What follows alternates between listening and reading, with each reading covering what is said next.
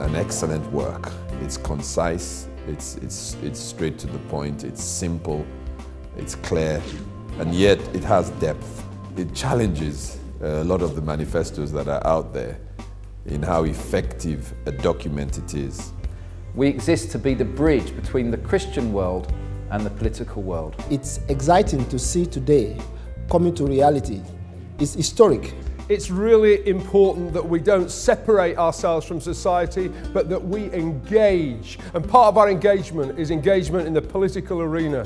I do hope that our churches will engage positively with this agenda and ensure that we are able to convey the essential message across the groups. Get out on election day, use your God-given right and vote, and together we will choose the godly leader that God has ordained for us in this country. Let's make sure, firstly, that we turn up and we vote, but also that we engage in the conversation that will take place around the election. And let's pray. Let's ask God that we see a government that He wants in place, based in 10 Downing Street, for the next 4 or 5 years. With the Conservative Christian Fellowship and the Nclf working together, we can raise up future leaders to change the country for the better. The church has always been a driver of every activity of the community in this nation historically. So I'm totally behind this launch. I'm totally behind what Nclf is trying to do. I'm totally behind mobilizing and galvanizing the community, because the most important thing is to us to move together in unison. The recognition and the assimilation of this manifesto into the political agendas of this nation would help to both enhance the future of this nation, but then also retrieving from the past what made Britain great.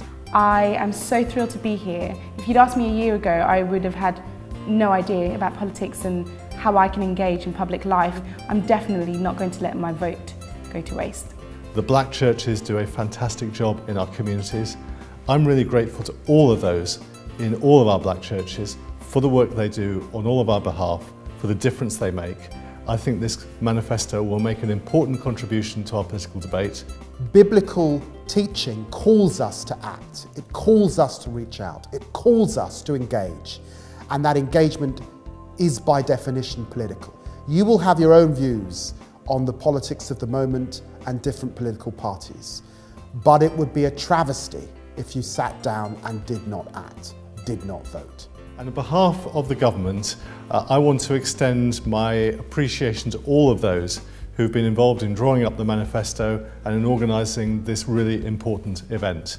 We'll all study the content of the manifesto very carefully, take note of what it's asking us to do, and I hope listen very carefully as we shape our platforms for the coming election and the coming Parliament. And what I want to see is not just a big impact in communities that we are now starting to see that the manifesto reflects, but also a big impact on our politics. I'd like to see people from the churches really getting involved in the political parties, bringing their convictions, bringing their faith, bringing the values that are the result of their faith, and working to transform our politics. I think that's what we're going to see happening. Politics, trust in politics, needs to be rebuilt, and I believe members of the black majority churches have got a really important part to play. Let us all focus on this document from our different specialisms. It's not just voting, but it's also, there are some of us who are called into that political sphere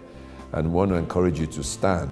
I know the work starts now, the rubber hits the road now. I'm up for it.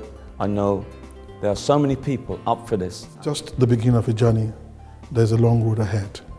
We now begin to work together to give visibility and voice to the excellence that our members of our communities have been offering over the years. This is a time of hope for the church. Great leaders live to bring solutions to their communities. That's what leadership is about. I think today the church took on leadership. Let's combine ability with opportunity so that we can impact much for this country.